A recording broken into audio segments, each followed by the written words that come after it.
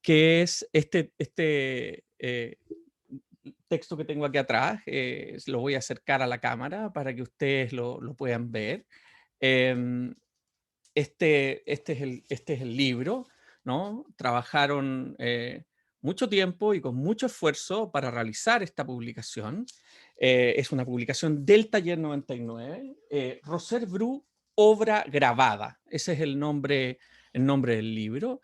Y entonces, lo primero que quiero preguntarte para entrar en el tema, y porque tenemos preparado un PowerPoint donde más o menos recorremos la obra de Roser, si es que eso se puede decir, por supuesto tenemos una hora para poder conversar y evidentemente lo que vamos a hacer no es más que un recorrido parcial, ¿no? De cosas que nos interesan, que nos atraen, que recuperamos. Un poco, mientras yo preparo el PowerPoint para presentarlo, Isabel, nos gustaría que comentáramos cómo nació ese proyecto del libro Roser Bru, obra grabada.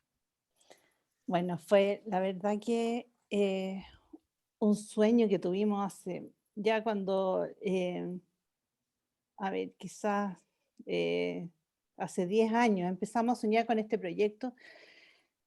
La Roser, por ejemplo, no, nunca le ponía fecha a los grabados, entonces siempre como que teníamos este problema de que no sabíamos de qué época era, entonces como que había que ordenar de cierta manera la obra grabada. Y ella hizo una donación.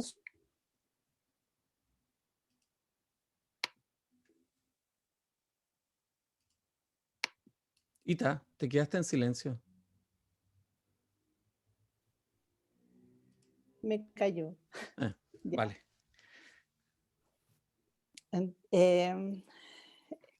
La verdad que fue un homenaje en vida que quisimos darle. Fue un disfrute hacer este libro con ella.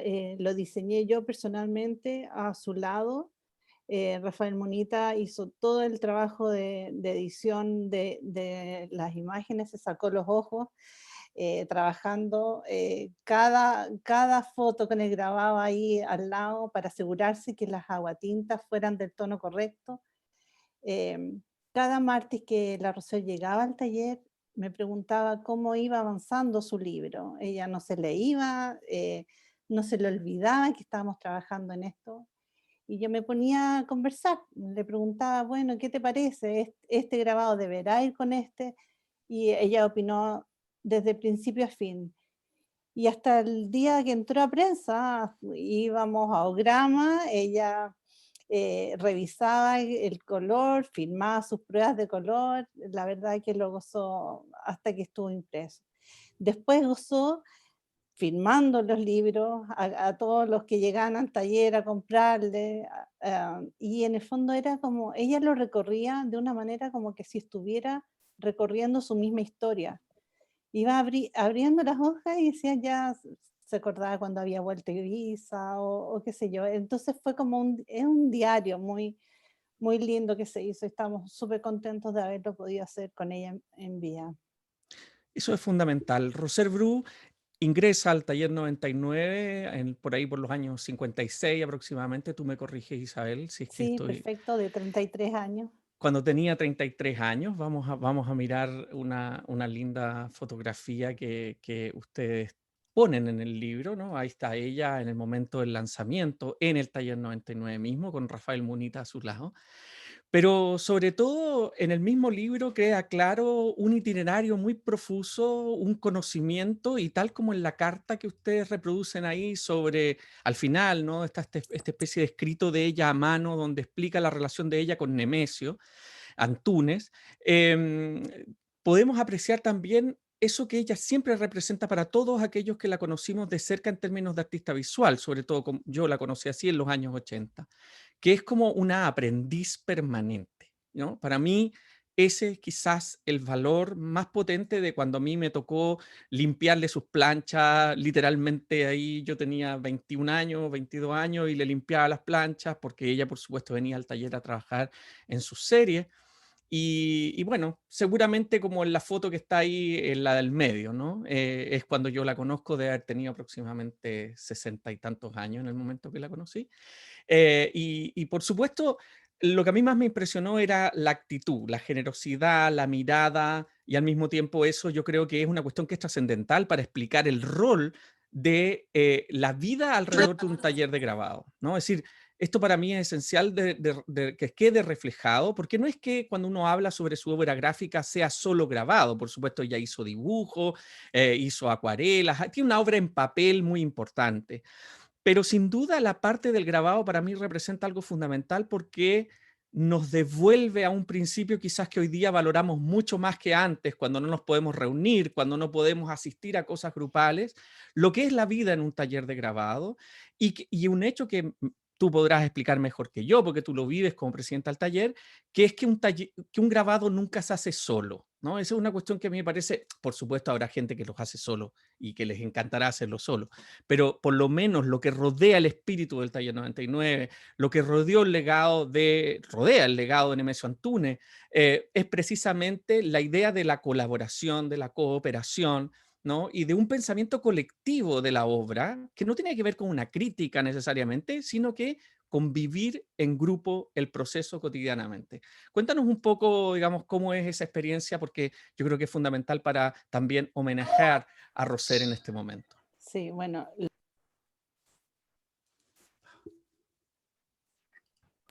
lo explicaste súper bien, qué es la verdad un taller colectivo. Uno, a diferencia de las otras lenguajes de las artes plásticas, el grabado necesita tener un tórculo, como decía la Rosa. Voy a hacer un paréntesis aquí. Normalmente nosotros le decíamos prensa, es donde uno hace los grabados. Ella siempre se reía aquí en Chile, no le decíamos con la palabra correcta, porque nadie quería decir la palabra culo. Entonces nadie quería decir tórculo, pero es verdad, nos juntamos alrededor de una prensa, y qué es lo que se necesita, que todo grabado necesita. Entonces por eso se arma la primera cosa de por qué es colectivo. El taller 99 viene como del patrón del Atelier 17, en el cual Nemesio aprendió grabado y él trajo y trató de traer esa idea en el que eh, personas de distintas edades trabajan a la par. Y es ahí donde se hace toda esta comunicación que tú hablas, que en el fondo pasaba la Roset y llegaba y hablaba sobre un grabado de una niña de 21 años y empezaba a ver la confianza tal que la de 21 también le empezaba a hablar del grabado de la Roset y se hacen diálogos de todo tipo. Eh, es la verdad que es un trabajo de colaboración bien bonito. Sin Aquí estamos. duda, Ah, dale. perdona, aquí tenemos una imagen donde se ve el taller original, Guardia Vieja 99, ¿no? Y por eso el nombre Taller 99 que viene de ahí, ¿no? Y al fondo se ve a Roset trabajando en una plancha, pero sobre todo aquí está el grupo, ¿no? Está la idea de un grupo, está la idea del desarrollo de una comunidad. Sobre todo pensemos también lo que ha ocurrido en los últimos 30 años en las artes, donde producto, digamos, también de una transformación del contexto de divulgación de las artes visuales en general, se ha producido también el abandono, entre comillas, de ciertas modalidades de colectivos, ¿no? Porque, por supuesto, hoy día prácticamente no dependemos de esos colectivos, sino más bien de una posición individual muchas veces, ¿no? Por supuesto hay excepciones.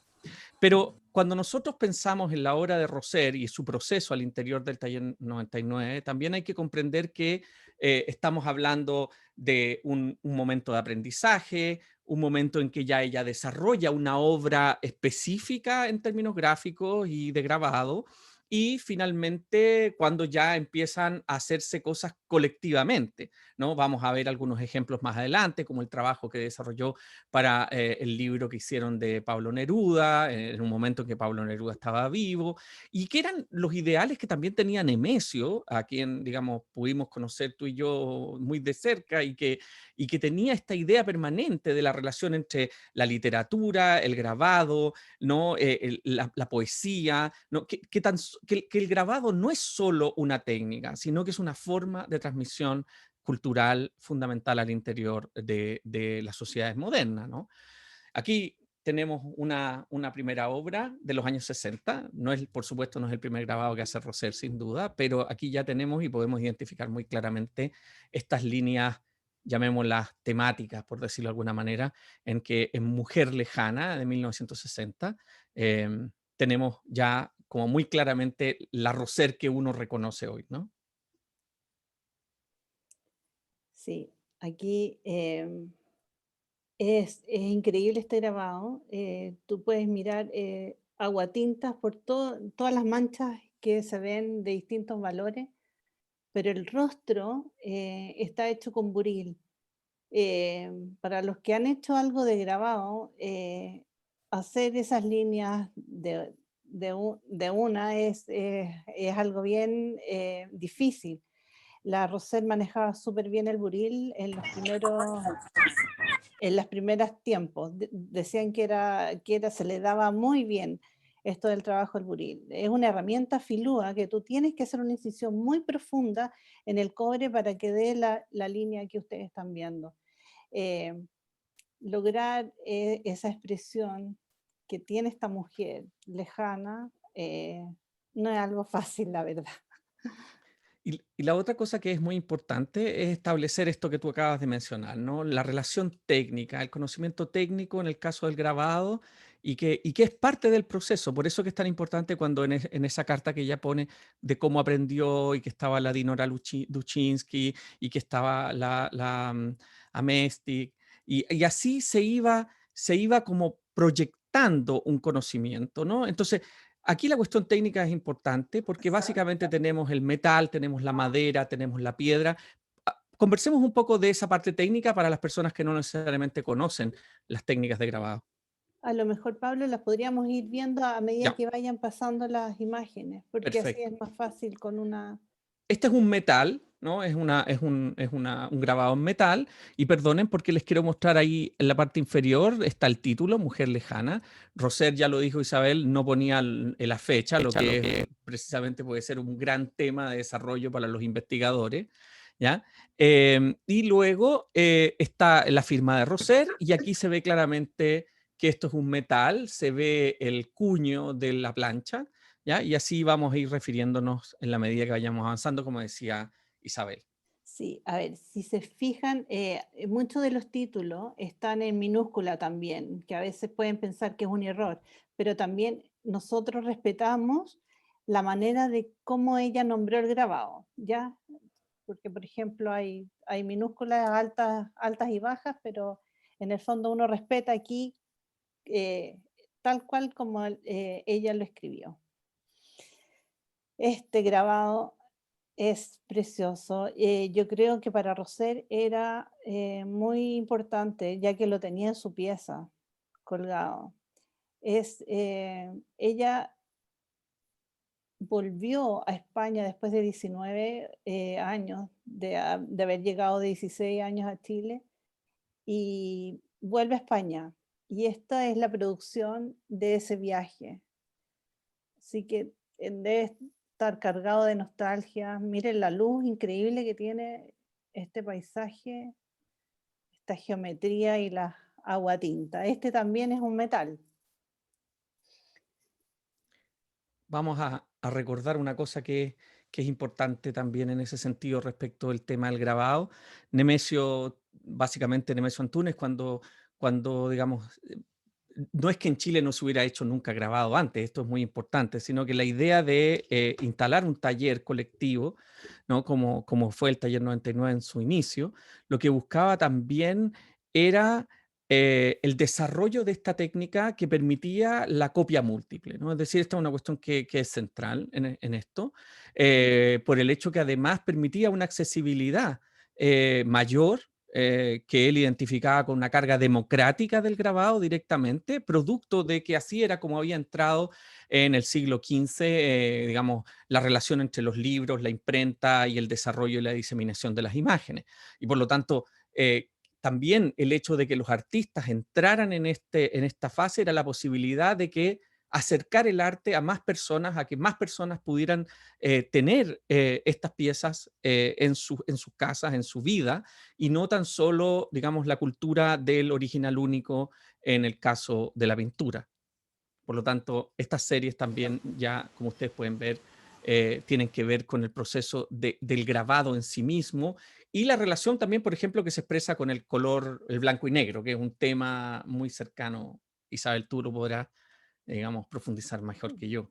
Sí, voy a volver un poco a la idea que estabas hablando sobre la importancia de que el taller 99 existiera, porque realmente no había una posibilidad para que los artistas que no estaban relacionados con alguna universidad aprendieran esta técnica. Entonces, el hecho de tener un lugar para que personas como la Roser o la Delia, el Carrilo, desarrollaran esta técnica fue fundamental y todavía sigue siendo lo importante del taller. O sea, cuando salen los alumnos de la universidad, no hay un lugar. Si tú no tienes tu prensa propia, es muy difícil hacerlo. Entonces, es una de las importancias. Quería agregar esto. Ujú, por supuesto. Y, Y en este caso tenemos esta imagen, ¿no? Tenemos Sandías de una obra que está ahí fechada entre el 56 y el 60, ¿no? Que son cosas que después va a retomar Rosser, y que esto es muy importante también, porque muchas veces la gente tiene la impresión, desde mi punto de vista no siempre ajustada, de que el artista tiene que ser un tipo que produce nuevas imágenes, ¿no? Y permanentemente nuevas, cuando en realidad la tradición artística viene mucho más desde el punto de vista de, el, de alguna manera, digamos, continuar, profundizar o incluso conservar y hacer sobrevivir un tipo específico de imágenes. claro. Yo puse esta porque me imaginé que esta había sido su primera sandía. Y, y me imagino que esta plancha, eh, ella hablaba de los borrones, que como una plancha le invitaba a trabajar ella les enfrentaba a las planchas y que eran verdaderas guerrillas, decía. Y que ahí vienen las borraduras y los grises más claros y los grises más oscuros, como también le decía la Delia del Carril, y entre medio están todos los valores intermedios. Entonces, yo me imaginaba aquí en esta plancha cómo iban apareciendo las formas de las sandías con sus líneas de buriles, y que de repente se le pasaba a lo mejor el tiempo en el ácido y aparecieron todos estos fondos que, que ustedes ven que Estas manchas, ¿no? Que están sí, aquí. esas de ahí. Que muchos pueden parecer haber sido realizadas Accidente, con... Aquí hay unas pequeñas terrazas que se llaman a estas sí, carcomidas grandes que tienen los rebordes más oscurecidos. O aquí puede ser que haya tenido una técnica que se llama azúcar, ¿no? Que podemos más adelante tal vez mencionar. Pero lo importante es lo que dices tú. Tal vez en este recuento que uno hace, que uno tampoco tiene la totalidad de la información. Esto es relevante, ¿no? Incluso si el libro se hace en vida, uno no siempre, porque esta es una cuestión que es trascendental cuando se comprende la obra de un artista, la mirada retrospectiva tiende a ordenar, la mirada retrospectiva tiende a clasificar lo que en la vida real no tiene siempre un orden, ¿no? Y esa es una cuestión que yo creo que es importante en este recorrido que estamos viendo ahora. Pasemos a la otra imagen. este, por ejemplo, es un paisaje, una silueta de una ciudad que de repente puede tener algo de Vilches, por ejemplo, como que uno empieza a ver cómo de repente podrían haber tenido entre ellos mismos algún tipo de conexiones, de diálogos y ¿cómo se dice? Cuando Referencias, Sí, eso, sí, referencia. sí. Bueno, y además uno podría también, porque ella es una persona de una cultura visual muy, muy potente y lo sabe transmitir, ¿no? Y que aquí podrías también ser una ciudad, pero también una especie de bodegón, Sí, ¿no? Como a la manera de Morandi, ¿ya? Pero también está hecho con acuatinta, pero además tiene terraza, ¿no? La parte de arriba sí. está hecha mucho más profunda que la parte que está en la superficie con el negro más oscuro. Yo creo que, sobre todo, cuando uno va mirando estas obras, también lo que uno reconoce, por cierto, uno podría decir aquí surge Adolfo Kuh, aquí aparecen otros referentes, Burjar, la pintura. O sea, sobre todo lo que me parece que es importante es que esta es una obra que hay que concebirla como una obra que no está intentando romper con una tradición, sino que por el contrario, es una obra que intenta dialogar con una tradición. Y eso me parece fundamental porque estamos en plenos años 50, 60, donde hay una fuerza muy potente de ruptura en el contexto artístico, tal como ocurre en buena parte del siglo XX. Aquí tenemos el ejemplo de un libro, de una carpeta, así que cuéntanos un poco la historia de esta carpeta, Bueno, Isabel. esta es la primera carpeta colectiva hecha en el taller 99. Las carpetas colectivas pasa algo bien interesante, porque en el fondo nos ponemos de acuerdo en un tema y hay un periodo en que el taller están todos trabajando en el mismo tema. Entonces es muy interesante porque tú empiezas a ver con la variedad de personajes que hay, cómo cada uno va abarcando el mismo tema de distinta manera. En esta carpeta participó Nemesio, la Dinora Duchinsky, Eduardo Vilche. Fue sobre el cantar de los cantares, un libro de amor. Y lo que dicen es que se vendió mucho para matrimonio, para regalos de matrimonio. Parece que fue un hit bien, bien importante. Y aquí empezó la tradición de las carpetas colectivas. El tema, cuando tú lo mencionas, ¿no? Esto es muy importante, cuando dices esto se vendió, eso también era una cosa muy importante para Nemesio, que era hacer efectivo lo que en otros países del mundo, donde él ya había vivido, como Francia o Estados Unidos, era una realidad. El que el artista tuviera una relación comercial real, concreta, que además el taller puede representar, digamos, en este caso puntualmente, la ilustración, llamémosla en el buen sentido del término, ¿no? De uno de los libros del Antiguo Testamento, como es el Cantar de los Cantares, donde los artistas participan, todos comparten la lectura, además es una cuestión muy relevante, comparten la lectura de los Sí, textos y la realización de la carpeta.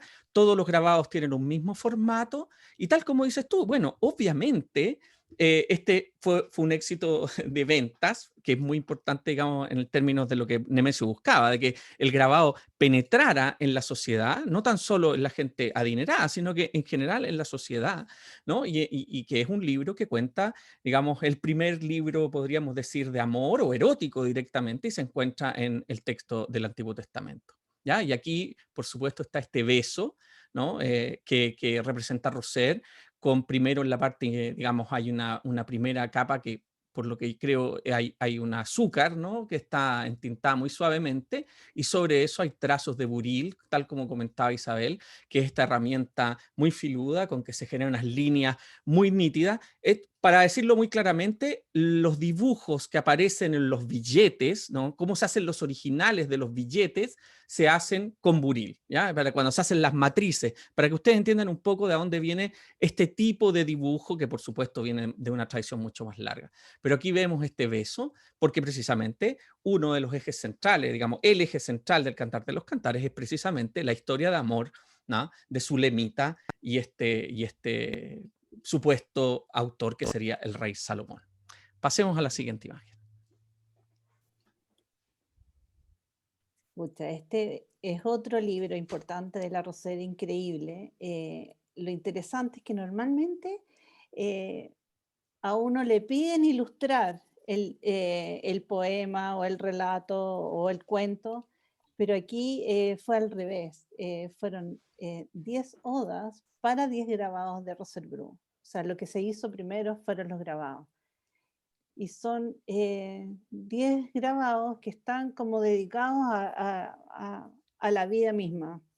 Hay una oda al amor, al nacimiento, incluso a los difuntos. La verdad que está como todo la historia humana ahí entre medio. Una carpeta preciosa, que después parece que se hizo libro, pero parece que no era la idea original. Se hicieron esta edición en Barcelona. También lo importante en este caso es que entra otro que habíamos ya visto un ejemplo en La mujer lejana, que es esta presencia de la mujer, de la niña, de la casa, de elementos de lo doméstico, que me parece también que son estos que llamaríamos como eje, la palabra técnica sería ejes semánticos, pero en el fondo tiene que ver con algo que es un tema, pero que no es solo un tema, no es una tematización de la mujer o de los niños, como por ejemplo muchas veces se ha intentado de reducir la obra de Gabriela Mistral, por ejemplo. No se trata que Rosser pintara mujeres o pintara sandías o pintara niños, sino que justamente son los ejes que movilizan su obra, donde además ella está trabajando con una tradición que tiene miles de años, que tiene que ver con la representación de la mujer y los niños y la vida doméstica al interior de una tradición que es mucho más larga solo que la historia del arte, sino que incluye también la historia de las imágenes, ¿no? Entonces, me parece que además aquí esta obra venía también de la vertiente de las odas, me voy a virar un poco hacia lo de Neruda, pero me parece importante. Neruda publica las odas a partir de los años 40, ¿no? Los libros donde están las odas elementales, y aquí aparece esto que se llama 10 odas, ¿no? Tal como dices tú, con grabados a partir de los cuales se desarrolla la poesía, ¿no? Y empiezan a pensar ustedes esta especie de tránsito, ¿no? Cantar de los Cantares, una obra escrita aproximadamente en el siglo VII antes de Cristo, donde existen unos grabadores chilenos que están haciendo una imagen para ello. Y aquí tenemos unas imágenes producidas por un artista que un poeta contemporáneo, Pablo Neruda, en 1965, un artista contemporáneo, tiene 50 años, ¿ya? 55 años, y Rosser, digamos, permite esta conjunción. Así que me parece muy, muy lindo recordar hoy día esto. Acá hay otro homenaje. Eh, Aquí yo hoy día estaba mirando esta imagen porque a simple vista uno ve un simple frutero, pero tú podías acercar un poquito la No, imagen, ¿o no? no puedo, pero hay que explicarla, hay que Eso, decirlo. eso.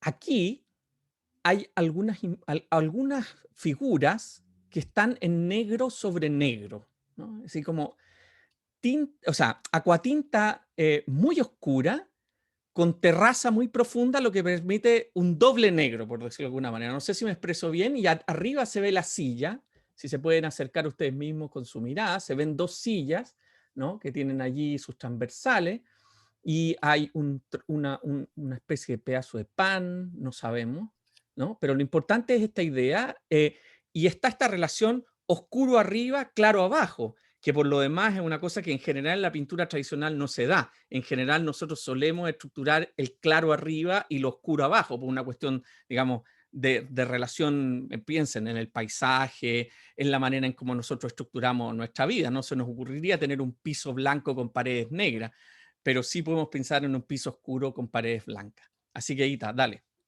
Mm. Bueno, y la verdad que, o sea, fue un regalo darme cuenta de esta, hay una botella, incluso hay un cuadrillés Sí. del mantel. Así que vamos a tener que dejarlos invitados a que vayan a ver el grabado en persona, porque está lleno de secretos y es un misterio. La verdad que eso es lo que tiene el grabado, que es, es uno se tiene que acercar para mirarlo. Así que vamos a No, tener que sobre hacer. todo lo que es también demuestra lo que tú comentas, ¿no? Que es la cuestión de la imagen abierta, permanente, que se construye, que uno mira una vez y vuelve a mirar, ¿no? Y está, por ejemplo, ya podríamos decir, aspectos formales, como la comparación entre la copa y el frutero, la idea de que ambos son recipientes, que ambos contienen, que son cuestiones que después van a ser muy importantes cuando uno mira en general su obra, ¿no? Mujeres que sostienen, fruteros que contienen, manos que sostienen, ¿no? O sea, aquí hay una cuestión que va en una repetición y por eso insisto, ¿no? Ella en la reiteración de la imagen está consiguiendo una reflexión en el tiempo y por eso que para mí es tan importante subrayar el tema de que ella no está buscando romper con la tradición visual, sino que precisamente ella está sumándose a una corriente mucho más profunda en un sentido histórico. Pero eso no le quita originalidad, que eso es uno de los grandes problemas que impuso la locura por la ruptura durante el siglo XX, ¿no? Aquí tenemos una obra, digamos que, si me permites iniciar yo el comentario, una obra muy 60, muy de los años 60, ¿ya? Página social se llama, o La petición de mano, ¿ya? Y entonces aquí hay una mezcla, si ustedes pueden ver, de elementos gráficos tradicionales del grabado, acuatinta, agua fuerte, ¿ya? Pero además hay unas intervenciones con timbre, ¿no? Y aquí entra, podríamos decir, lo pop del asunto, ¿ya? Así que, Ita. No, aquí era muy moderna. O sea, lo que yo me acuerdo que contaba, que en el fondo todos estos timbres los compraba en las plazas, en la Feria de las Pulgas, y se ponía a jugar. Esta es como una sátira a la sociedad española, porque ella se da cuenta que la verdad que España estaba muy atrasado en las cosas sociales, que Europa iba todo de avanzada y España estaba con estas cosas de ir a pedir la mano. Entonces ella se reía, ¿qué es eso? De que te pidan la mano, que en el fondo te quedas sin la mano. Entonces en el fondo es una serie de grabados que ella hizo, que se llama Made in Spain, hecho en España, que es en el fondo una sátira a la sociedad española.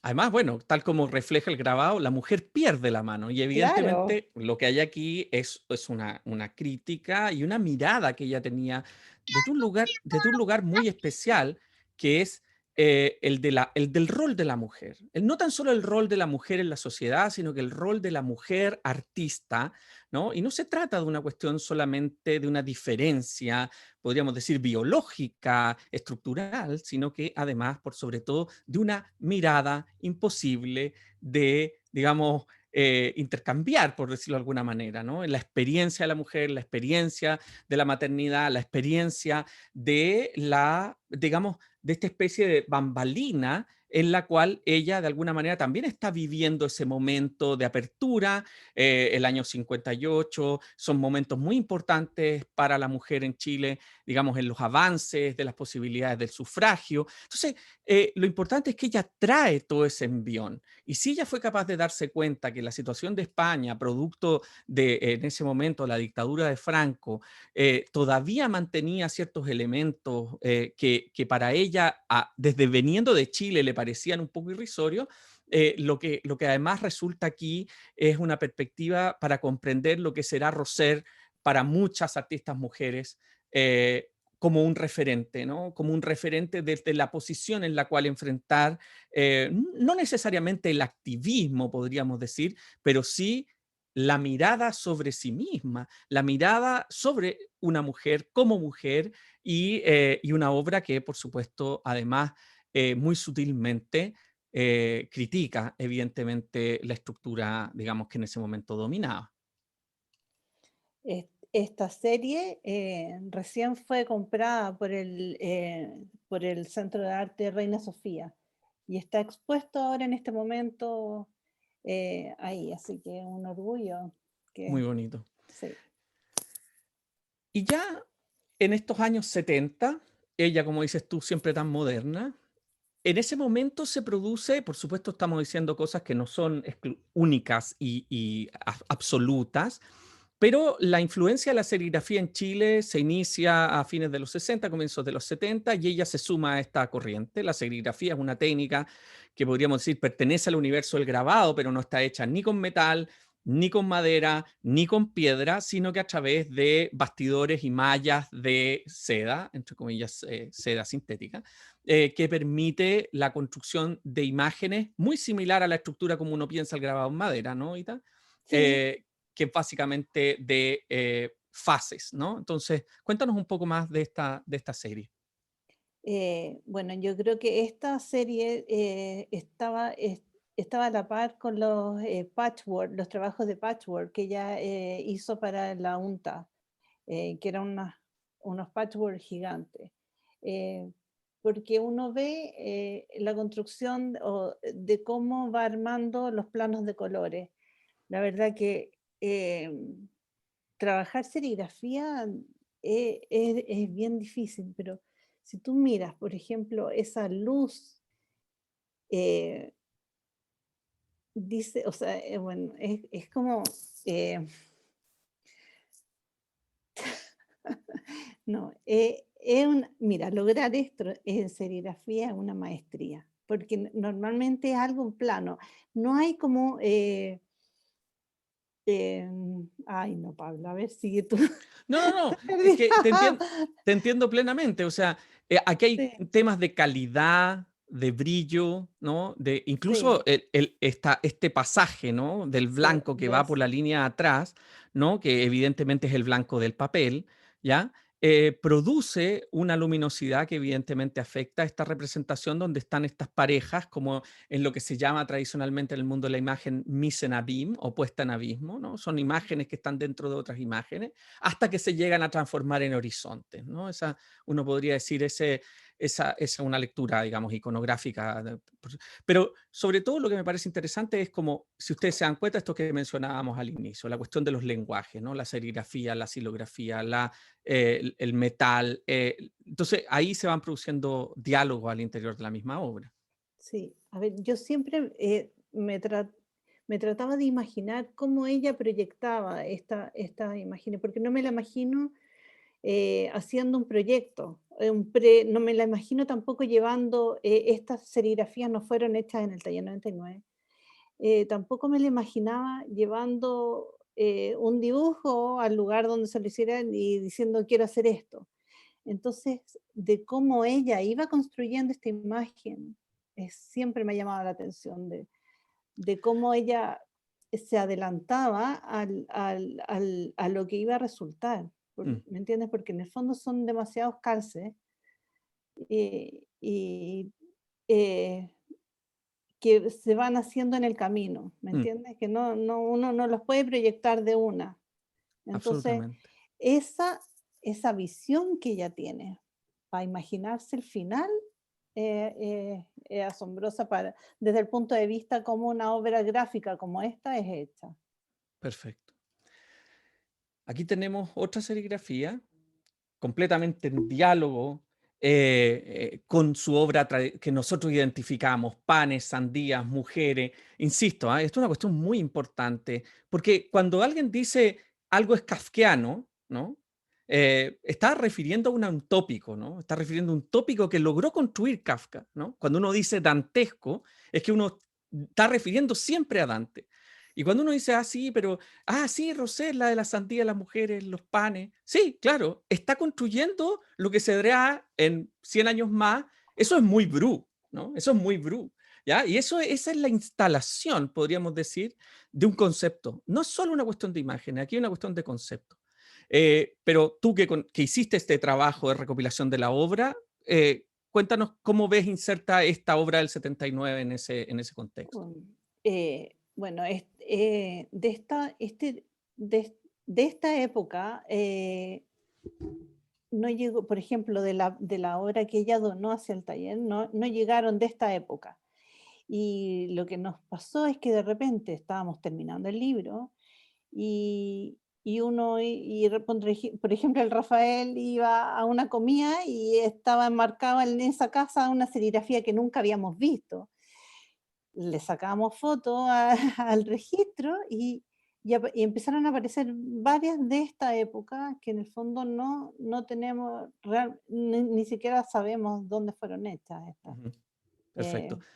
Y aquí vamos a aprovechar una cuestión técnica, ¿no? Muchas veces tal vez alguna de las personas que nos están oyendo y que nos están viendo no saben lo que son estos números que están abajo. Ita, por favor, explícalo tú. Claro, por ejemplo, aquí dice 72 de 80, que es una edición bastante grande de 80 ejemplares, y esta sería el número 72. El primer número indica qué ejemplar es y el segundo número indica la totalidad de la edición. En todo caso, lo que va a ser interesante después cuando ustedes puedan estar en la conferencia de Claudia Campaña es que todo el tema del color que uno podría trabajar aquí, cómo ella trabaja los colores puros y los colores terciarios, va a ser algo que sin duda va a ser interesante que lo escuchen de mano de Claudia Campaña. Sigamos en este itinerario, porque aquí entra, a propósito de lo kafkiano, entra esta serie ya de los años 80 casi, que son series profundamente gráficas, ¿no? Esta es una cuestión que ella inmediatamente toma de la serigrafía esa capacidad de reproducir el dibujo, ¿no? Uno podría decir aquí, pareciera que estuviera hecho con lápiz, pareciera que estuviera hecho con acuarela, ¿no? Y bueno, y la carta parece que estuviera dibujada del real, pero resulta que es una carta pegada. Así que cuéntanos un poco lo que la misma Roser contaba de esta serie, Isabel. Bueno, primero que nada, ella decía que, primero que nada, era dibujante, y ella citaba a Leonardo da Vinci, que decía que el dibujo da existencia. Eh, ella, aquí en el fondo está muy claro el dibujo y estas miradas que a uno la miran y te hacen que uno no se olvide de estos personajes que ella ha leído toda su vida. Em, yo creo que aquí ella nos hace un un recuerdo a la memoria de que no nos olvidemos de todos sus personajes recurrentes. eh, Y en el caso de la literatura, además, como el espectro, ¿no? De la figura de un hombre que vivió muy pocos años y su amante, Milena, ¿no? Y esta cuestión que empieza como a simbrarse aquí, que es el tema de la literatura, ¿no? Que van claro, a haber muchos grabados y mucho de la obra gráfica, donde van a haber este tipo de recuperaciones, tópicos como Kafka, Rimbaud, la Miguel Frida, Hernández, ¿no? Eh, sí. Qué manera de tener temas ella, bueno, sí, era como, absolutamente. sí, Aquí tenemos una obra de los años 80, es una serigrafía también, y donde aparece Gabriela Mistral, que son obras que van a ser muy, muy señeras para el contexto de las artes visuales en Chile. Yo diría que aquí esto, digamos, junto con la obra de Balmes, junto con la obra de Gracia Barrios, uno podría decir aquí hay un núcleo gráfico que me parece que es fundamental, digamos, recalcar, ¿no?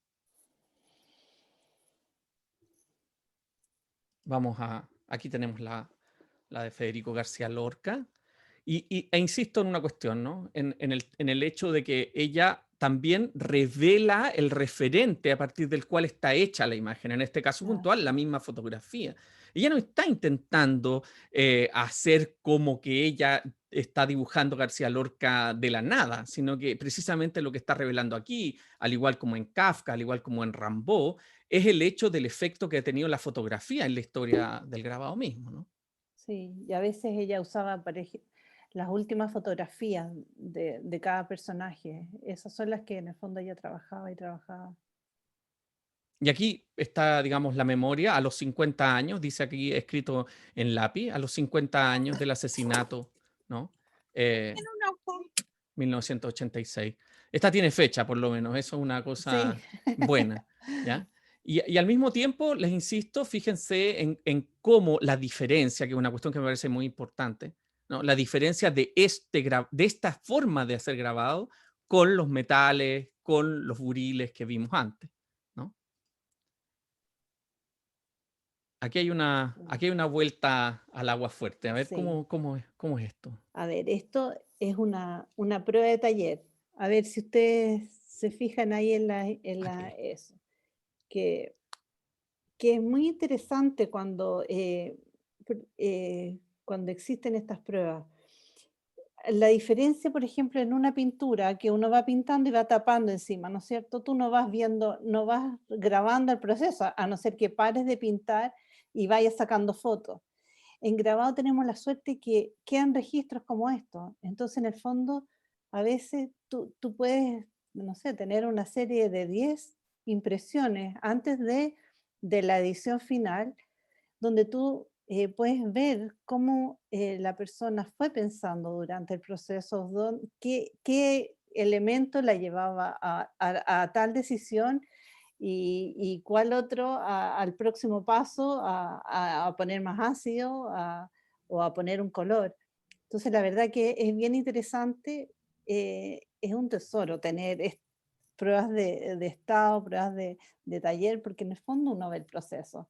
Y eso es lo que significa esa P/T, ¿no? Sí, prueba de taller. En el fondo, seguramente la edición no fue así, no terminó siendo así, pero es un buen referente y un tesoro de tener. Ahí hay Sandía Calá, dice, en el grabado real final sí terminó, se leía bien, bien claramente. Ujú. Quizá el rojo no era tan rojo, pero Y hay, además, eso es lo que pasa, ¿no? La posibilidad de que uno vaya identificando no tan solo los estados, sino que en parte el proceso mental que representa producir una imagen en grabado, que no es simplemente voy a hacer un dibujo y que uno comienza, porque es una cosa importante, el grabado, el proceso, que pasan días, que no es una cosa que tú puedes como llegar hoy día y tener el grabado ahora mismo y irte para tu casa con el grabado como si fuera simplemente hacer una foto. Y esta es una mm, cuestión que yo creo que ella tenía clarísimo en eso que tú hablabas antes sobre el tema de cómo ella imaginaba la imagen final, ¿no? Que es parte de la inteligencia visual, digámoslo. mm, sí. Aquí Ah, hay una litografía que está hecha con ustedes, ¿no? sí, el famoso No me quiero casar. Una historia bien, bien terrible. Eh, la, la de la izquierda es la infanta Margarita, que ellos dos son los hermanos o son los hijos de Felipe cuarto, ¿no? Ujú, ¿Sí? ¿Estoy bien? ujú, Y el pobre don Baltasar muere súper joven. Y resulta que, claro, que el padre se queda sin heredero y se casa con con la que se iba a casar don Baltasar. Y tienen a esta infanta Margarita, que es la que está aquí a la izquierda, que también la casan como a los 13 años. Terrible.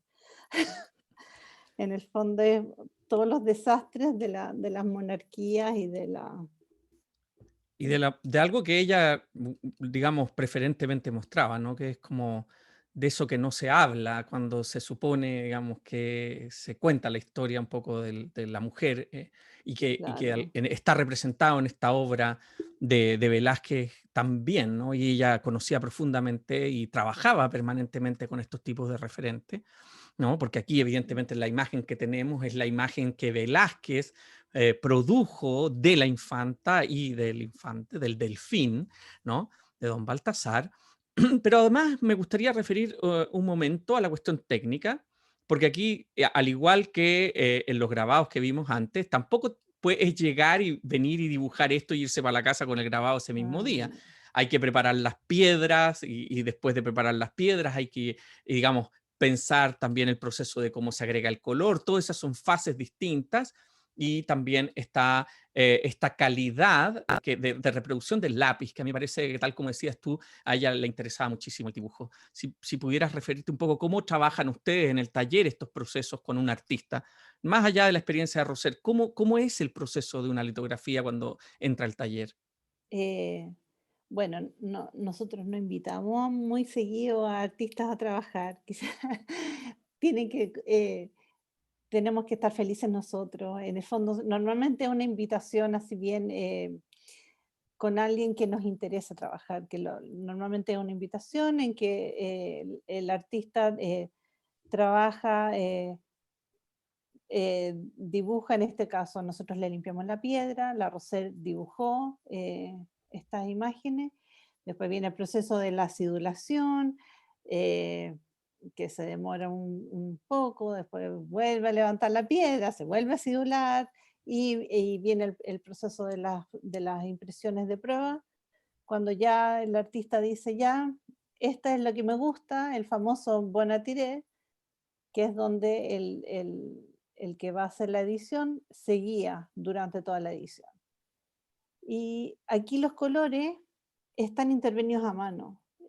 Roser Bru le gustaba mucho intervenir a mano los colores. El amarillo y el rojo están hechos a mano, así que la edición creo que son 40, Sí, 40. eh, son todos iguales lo que es el dibujo, pero hay una variación dentro del trazo rojo y el amarillo. Lo que también habla, digamos, de esa especie como de que aquí no se está buscando imágenes iguales, ¿no? En el Sí, sentido, sino que ella también ahí hay una especie como de rebeldía de ella también, ¿no? Como de saltar a lo que tradicionalmente es la intervención de los grabados que muchas veces se colorean, como en este caso, y que por supuesto producen que estas 40 imágenes iguales no sean tan iguales, que me parece una cuestión sí. también de un juego, porque a su vez, mientras ella está dibujando lo que pintó Velázquez, ¿no? A su vez está produciendo esta diferencia en esta imagen que es una reproducción de la cual tú tienes 40. Entonces, de alguna forma es muy bonito porque está jugando permanentemente con algo que el arte permite, que precisamente es, digamos, la potencia de no tan solo pensar en que estoy dibujando, estoy pintando una cosa, sino que esa cosa además se proyecta en el tiempo, como precisamente en el caso de la influencia de Velázquez en la obra de Rosell es fundamental. Aquí tenemos un agua fuerte con agua tinta, nuevamente intervenida. Cuéntanos un poco cómo es esta obra. Ya, estas son, hay una línea blanca, si ustedes se fijan al centro, está hecha con dos planchas, es un grabado bastante grande, es como casi de un pliego. Aquí está la eh, línea que tú mencionas, perdona, sí, Aita. Aquí está la línea. entonces hay un cuadrado aquí al superior derecho y hay otro rectángulo a la izquierda. Mm, Entonces está acá, formado con estas dos planchas. claro. Y es uno de mis grabados preferidos, la verdad. Está ahora, en este momento, siendo exhibido en la Lomata Cultural, en una exposición del Taller 99, que se llama Correspondencia del Taller Sí, que, es muy, 99. que Que, está, hay que aprovechar en este momento sí, en que acaban aprovechemos de contar. de liberarnos para poder visitarlo. Está en la Casa de Lomata, está hasta el 29 de agosto y está abierto los sábados y los domingos. Pueden ir a visitarla porque ahí hay, por supuesto, una reunión de muchos artistas del taller y entre ellos está esta obra de Roser que menciona Isabel. Isabel, esta es acuarela, lo que tienen las intervenciones Sí, azules, sí, ¿no? usaba también acrílicos líquidos, unos tubitos también, Ujú. normalmente ahí. Sin duda, también esto hay que mencionarlo porque es importante para la charla de la próxima semana. Estas obras, digamos, con estas caídas, hay referencias aquí que son muy interesantes porque después se van a dar mucho una serie que ella mostró en la Casa Larga, donde también el Taller 99 estuvo en los años 80, ¿no? Atrás de la Casa Larga, hoy día la Casa Larga ya no existe en términos no tan solo de como institución, sino que no existe el edificio, por lo tanto no se puede visitar. Fue un centro muy importante donde Nemesio, invitado por Carmen Wu, reabre el taller 99 a comienzo del año 85. Al fondo de esta casa larguísima, que para los que sepan de arquitectura argentina se llaman casas chorizo en Argentina, ¿no? Así, hacia atrás, ¿no? En el fondo había una galería de arte. Ahí Roser Bru hizo una exposición de pinturas y dibujos, donde habían una serie de camas. Y un poco esto, iconográficamente, tiene algo de eso, de esas pinturas de los años, creo que eso debe haber sido 86, 87, por ahí. Sí. ¿Ya? Eh, Dejo ahí también porque es una manera de recorrer su obra. Es- Esta, cuéntanos un poco de esto, porque tú... y este grabado también es parte de una carpeta colectiva que se llamaba Las Estaciones. Y nosotros normalmente decimos un título, pero cada artista lo toma bien libremente. O sea, ustedes imaginarán, Eduardo Garro hizo Un Verano, eh, otros fueron estaciones de la vida, de un embarazo, pero aquí la Rosette trabajó esta estación esperando, es la estación se llama. Si ustedes se fijan atrás, hay un reloj que no tiene manilla. Y lo interesante de esto que ustedes están viendo, que es un Bonatire. Ella, este es cuando terminamos de trabajar la plancha y de hacer varias pruebas, ella decidió que así tenía que ser la edición. Por eso es, si ustedes leen aquí a la izquierda y abajo, es el Bonatiret, que es lo que yo les decía, que es cómo se tiene que guiar la edición completa. Y ella hizo unas anotaciones. Si ven a la derecha, por ejemplo, dice tinta negra más transparente. Y hizo una marca en donde va el reloj.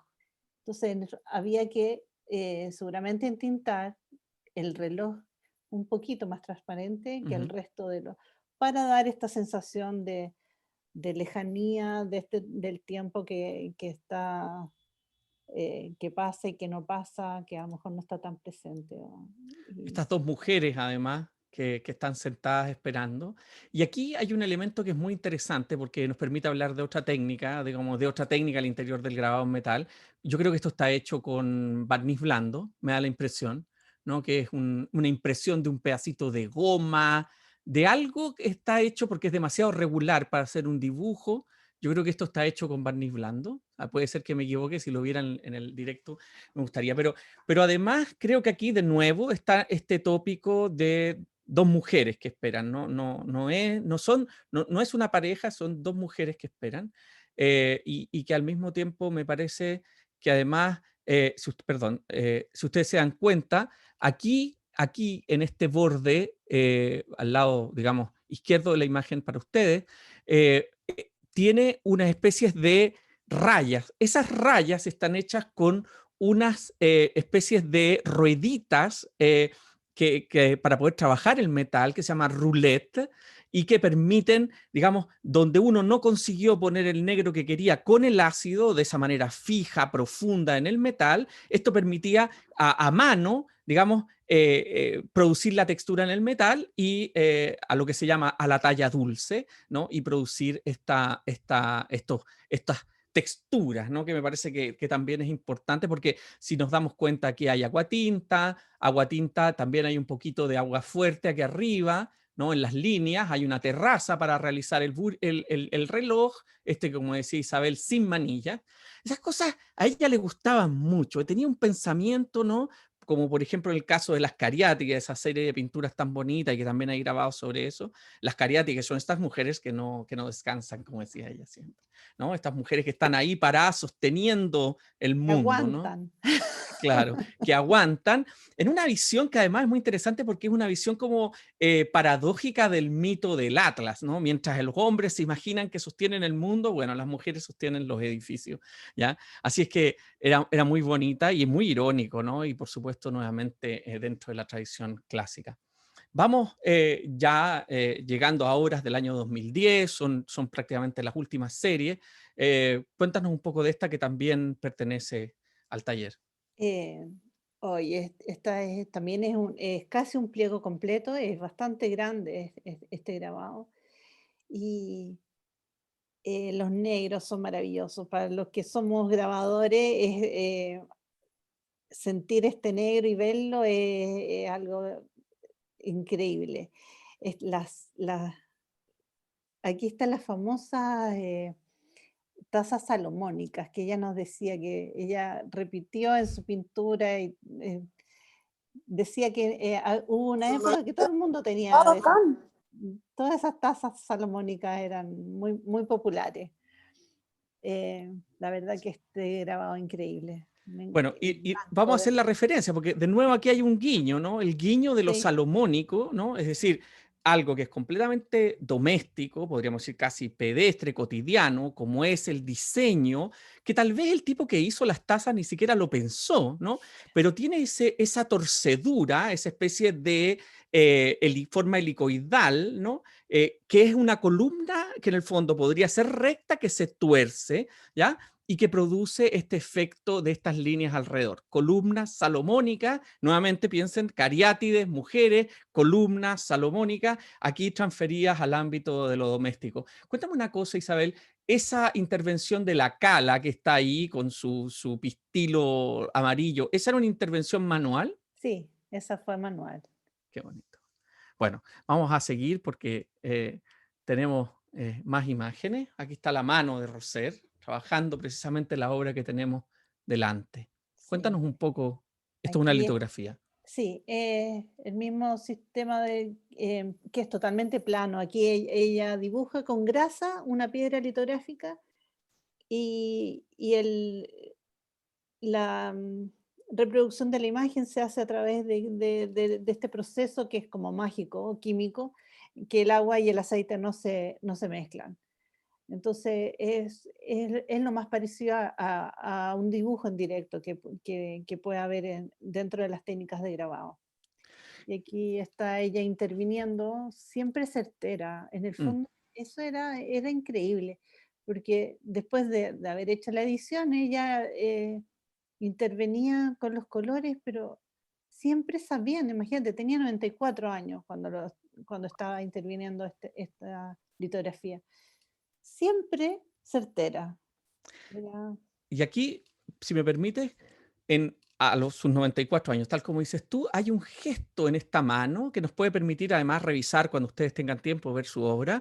Está el libro, por supuesto, del catálogo del Taller 99, pero hay otros catálogos de su obra, que es esta especie de arrepentimientos de otras dibujos. Dibujó antes varias veces esta mano, borró, limpió, tachó, y eso queda, ¿no? Pero también queda como una forma de movimiento. Y aquí me gustaría destacar, porque esta es una de las miradas principales hay dos personas que han escrito más sobre Roser. Una es Claudia Campaña, que dará la charla la próxima semana, y la otra es Adriana Valdés. ¿No? Adriana Valdés permanentemente resalta esta idea en Roser, cómo deja los arrepentimientos de los dibujos, cómo borra pero deja en la pintura principalmente, cómo además esto permite comprender algo que en la obra de Roser es tan potente como que esto es un ensayo, esto es una mirada, hay que seguir, ¿no? Esta frase que ustedes recuperan en el catálogo, hay que hacer como que si esto sirviera, ¿no? Y allí hay una idea profunda de que no es una cuestión solo de subjetividad, sino que es una cuestión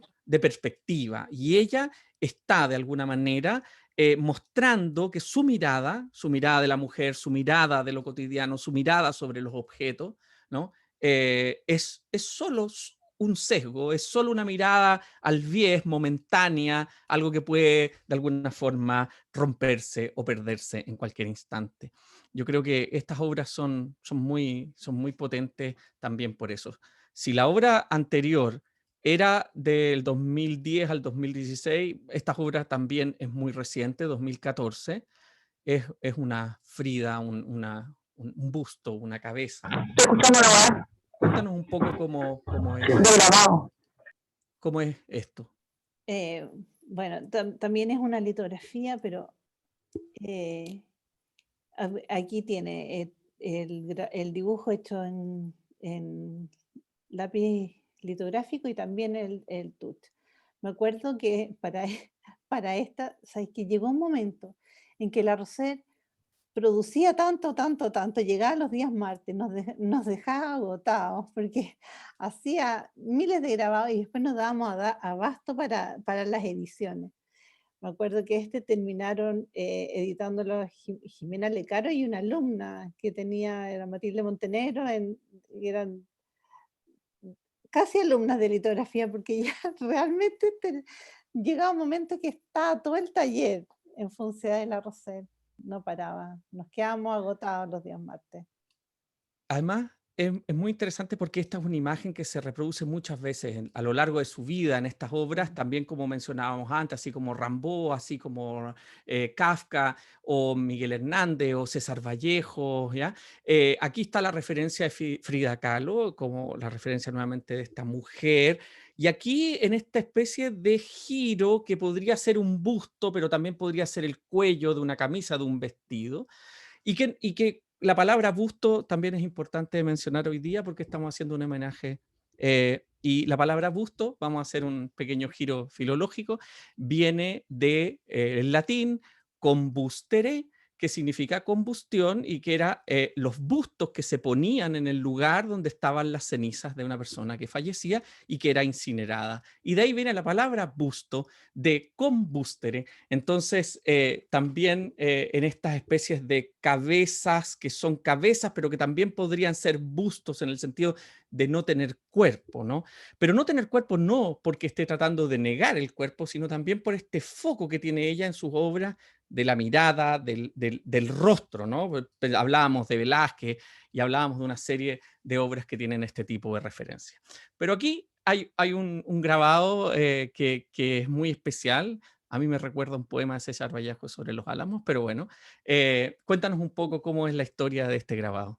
Bueno, este también es parte de una carpeta colectiva que era sobre el paisaje y pucha, igual llama la atención estos 4 manchas hechas con aguatinta simples. En el fondo son realmente es algo así que te llega a emocionar de lo simple, pero que te da una nostalgia.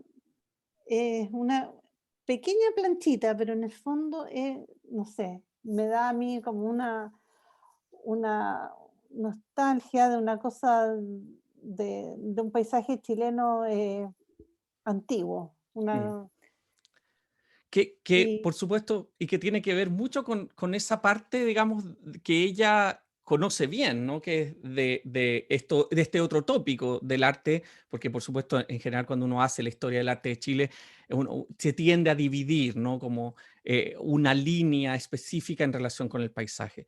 Pero eso, por supuesto, no es exclusivo. También uno podría pensar que son 3 árboles y una sombra, ¿no?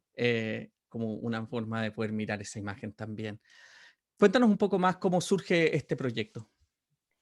em, a ver, bueno, en el fondo las carpetas colectivas son, tratamos de hacer una al año. Y normalmente en la asamblea nos ponemos de acuerdo qué tema vamos a usar, qué formato, y, así que salió eh, esa idea del paisaje ese año. Y después se fueron, iban agregándose, a ver, llegaron mucho más integrantes al taller como 2 años después y siguió aumentando la carpeta. La verdad que es una de las carpetas con más grabados que tenemos. Hermoso. Pero lo insólito es eso, que como que no hizo ni una, te das cuenta que no hay ni una línea de agua fuerte, es No, claro. solamente el agua tinta. La Pero, que, pero además a mí lo que me parece fascinante es que a los 90 y tantos años se seguía sumando a estos proyectos colectivos, tal como recordamos antes, sí. a esos proyectos iniciales que hicieron con Nemesio Antunes en el taller 99 originalmente. Y bueno, tenemos que ir terminando, tenemos que ir cerrando y quiero agradecerte mucho, digamos, por haber estado aquí hoy día. Ya van a ser las 8:15 y habíamos prometido, digamos, cumplir con el tiempo para nuestros asistentes, nuestra audiencia. Dejarlos a todos invitados para la próxima charla, que será Claudia Campaña quien la realice. Recuerden, digamos, en el mismo horario. Claudia Campaña publicó un libro sobre Roser Bru con la editorial Metales Pesados que se llama Un gesto de simetría, más reciente, digamos, porque ella tiene otros libros publicados sobre Roser. Así que los dejamos invitados. Te quiero dar muchas gracias, Isabel, por haber estado con nosotros. Volvemos a invitar a la gente para que visiten la muestra del Taller 99, donde está este grabado de Roser Bru, donde pueden ir a verlo en vivo, aprovechando que ahora podemos salir. Así que te dejo la palabra, Isabel, antes de que nos despidamos finalmente. Muchas gracias, Pablo, a ustedes por la invitación y me hubiera gustado que hubieran visto mucho más grabado. De hecho, cuando preparamos la presentación, yo tenía miles de imágenes porque realmente quería hubiera mostrado todas las cosas raras que nadie conoce, pero bueno, el tiempo se nos hizo corto. Esta también fue uno de los grabados, uno de los últimos que fue parte de la carpeta de las 99 miradas, que también la pueden ver porque está en exposición permanente ahora en el Campo Oriente, en el edificio nuevo. Buenísimo. Así que hay, creo que está el tuyo también, Pablo, Ah, ahí. mira. Así que, Está bueno, está bueno. así que vayan al edificio nuevo de la Universidad Católica del Campo Oriente. Ahí van a poder verla esta. En el nuevo centro de extensión. Sí, que está precioso. Bien. Muchas gracias, Isabel. No, Gracias gracias a a la ustedes. Pontificia Universidad Católica de Chile por haber permitido, a partir de la iniciativa de la profesora Claudia Campaña, a 2 meses de la partida de Roser Bru, dedicarnos a mirar su obra, que es la mejor manera de homenajear a un artista. Y los dejamos invitados. Ahí Catalina les dará de nuevo los tiempos, pero yo personalmente quiero además agradecer al Taller 99 por lo que hizo en términos de haberse producido, el esfuerzo que representa hacer un catálogo, un libro catálogo completísimo. Uno podría decir que es prácticamente un catálogo razonado de la obra gráfica de Roser, y que, por cierto, también contribuye a que se comprenda más o menos lo que es la obra de un artista, la diversidad de referentes que implica, y que cuando muchas veces la gente dice, ah, sí, era la artista que hacía mujeres, sandías, muchas veces detrás de eso están reflejando lo que es no tan solo la pasión de un artista, sino la investigación visual, que muchas veces no tiene que ver con romper con las imágenes del pasado, sino ayudar a su sobrevivencia. Muchas gracias a todos. Le dejo la palabra a Catalina y me despido. Gracias, gracias, Isabel. Gracias. Muchísimas gracias, Pablo e Isabel. Creo que, bueno, en una hora debe costar harto tratar de abarcar toda la obra de Roser Bru, pero creo que ustedes hicieron un intento muy bueno, fue clarísimo y muy inspirador también, muy interesante esta conversación que se dio entre ustedes dos, así que muchísimas gracias, Pablo, muchísimas gracias, Isabel. Fue un gusto tenerlo acá en nombre de la Escuela de Arte y de la Extensión Cultural de la Vicerrectoría de Comunicaciones de la Pontificia Universidad Católica. Y como bien dijo Pablo, los dejo invitados a todos y a todas al próximo lunes a la charla que va a dar Claudia Campaña, académica de la Escuela de Arte de la Universidad Católica, que ha trabajado harto sobre también la obra de la Roser Bru, así que los dejo invitadísimos a todos y a todas. Y muchas gracias a los asistentes. Así que nos vamos despidiendo. Muchas gracias a todos, que estén muy bien y los espero el otro lunes. Gracias. Gracias a todos por Chao. asistir. Chao, chao. Gracias. Chao. Chao.